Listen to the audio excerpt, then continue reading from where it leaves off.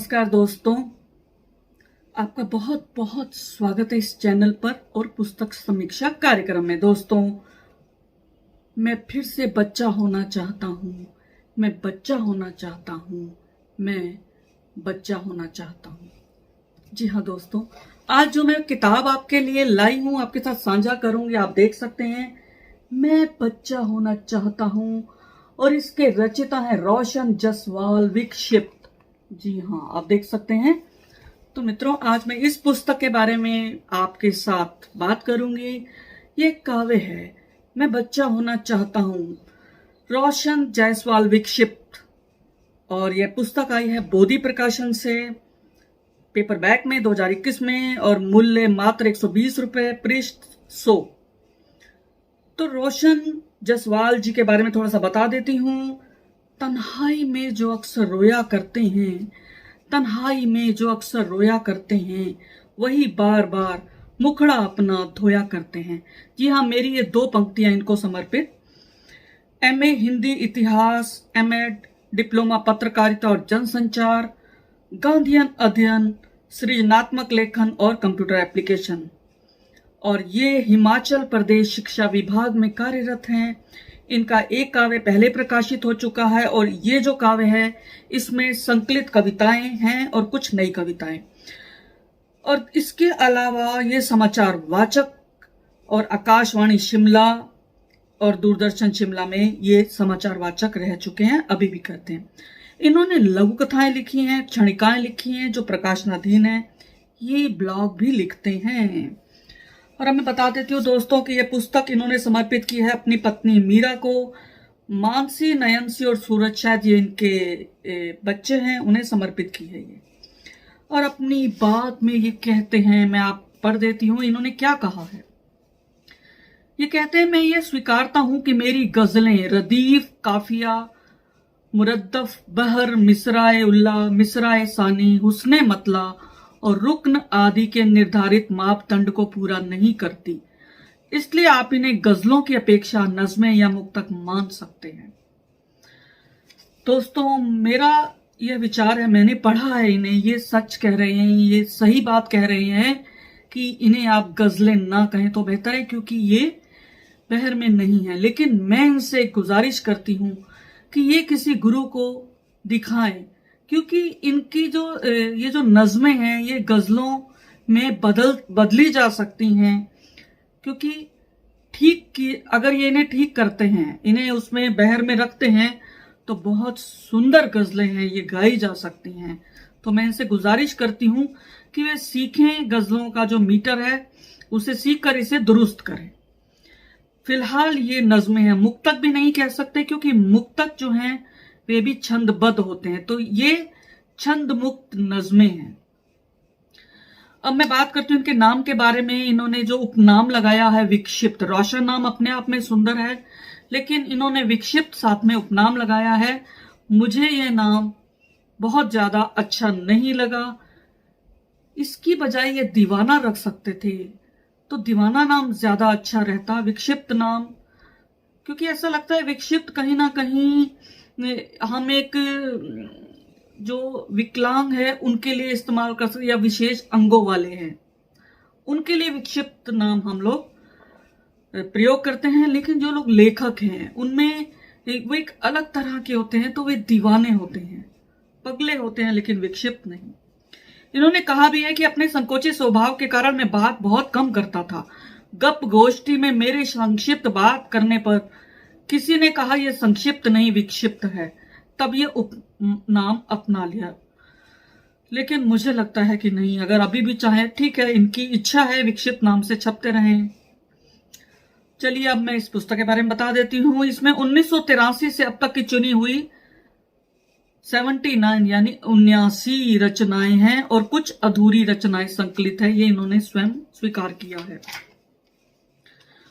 और दोस्तों, अब मैं बता देती हूँ इन नज़्मों के बारे में। इनमें वियोग श्रृंगार रस की प्रचुरता है, मायूसी है, गम है, तड़प है, तन्हाई है, दर्द है, उदासी है, विरागनी है, लक्षणा और कहीं कहीं व्यंजना शब्द शक्ति का प्रयोग किया है। मैंने पहले भी बताया ये अच्छी गजलें हो सकती हैं।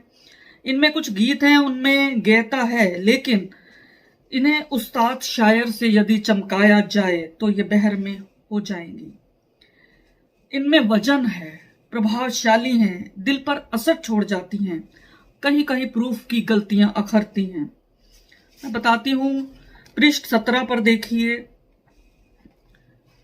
बादशाही लिखा इन्होंने, बादशाही नहीं, इसकी जगह बादशाहत लिखते।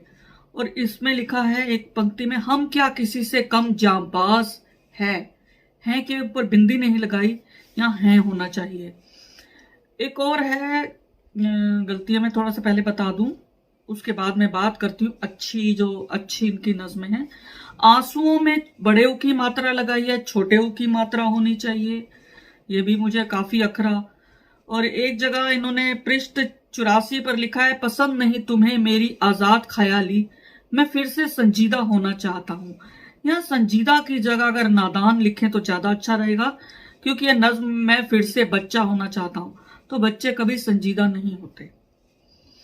इसी में एक जगह और लिखा है, मत दिखा सजे सजाए आलीशान मकान मुझे, मैं अपने बच्चों के लिए घर होना चाहता हूं। जी नहीं, क्योंकि नज्म है मैं फिर से बच्चा होना चाहता हूं, तो ये बच्चे की बात कर रहे हैं।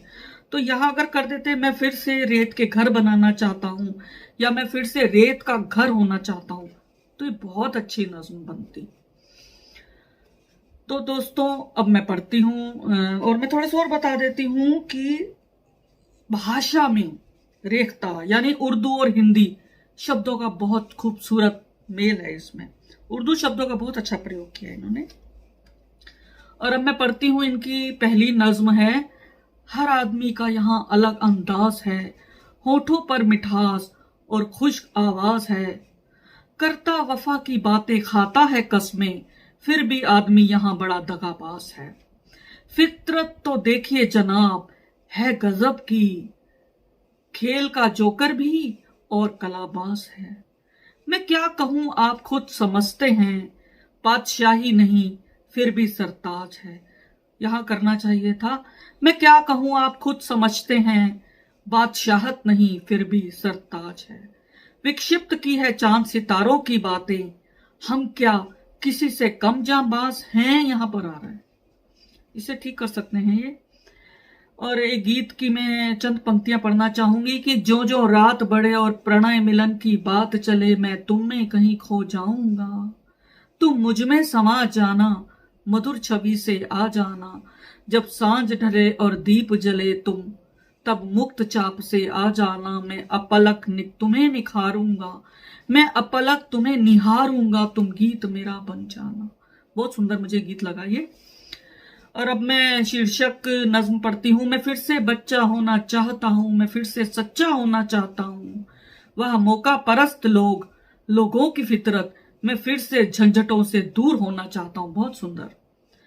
पसंद नहीं तुम्हें मेरी आजाद ख्याली, मैं फिर से नादान होना चाहता हूं, शिकायत जायज के बिगड़ गया हूं, मैं फिर से अच्छा होना चाहता हूं, चीनी खत्म है चलो पड़ोसी से मांग लें, मैं फिर से गुजरा जमाना होना चाहता हूं, खो गए हैं खेल खिलौने सारे मेरे, मैं फिर से मां की गोद में सोना चाहता हूं। बहुत सुंदर। कि दर्द का समंदर उमड़ता घुमड़ता है भीतर, मैं फिर से जोर से रोना चाहता हूं। देखिए इसमें कसमसाहट आए कि जो पुरुष है, जो बड़े हो जाते हैं, वे रो भी नहीं पाते। मत दिखा सजे सजाए आलीशान मकान मुझे, मैं फिर से रेत का घरौंदा होना चाहता हूं, मैं फिर से रेत का घरौंदा होना चाहता हूं। ये लिखे पंक्तियां बहुत सुंदर। और अब मैं आखिरी पढ़ती हूं कि तेरा कसूर नहीं जमाने का है दस्तूर, तेरा कसूर नहीं जमाने का है दस्तूर, भूल जाते लोग काम होने के बाद, भूल जाते लोग काम होने के बाद, कि थोड़ा ही तो फासला तेरे मेरे बीच है, थोड़ा ही तो फासला तेरे मेरे बीच है, पर हैं मीलों की दूरियां दरमियां हमारे, पर हैं मीलों की दूरियां दरमियां हमारे। तो दोस्तों इस दरमियां को आप कम कीजिए, चैनल को सब्सक्राइब कीजिए, वीडियोस को लाइक कीजिए, ब्राउज में जाइए, प्लेलिस्ट में जाकर अपनी मनपसंद की पुरानी वीडियो जरूर देखें, बहुत ही ज्ञानवर्धक हैं और बहुत ही रुचिकर लगेंगी आपको। और आखिरी देखिए, मजबूरियां और ये हद यारब, मजबूरियां और ये हद यारब, इश्क में यार सरहद नहीं देखते, इश्क में यार सरहद नहीं देखते। तो दोस्तों, मेरा ये चैनल 7 समंदर पार तक फैला है। आपसे गुजारिश कि आप भी अपनी पुस्तकें भेज सकते हैं समीक्षा के लिए। तो धन्यवाद दोस्तों।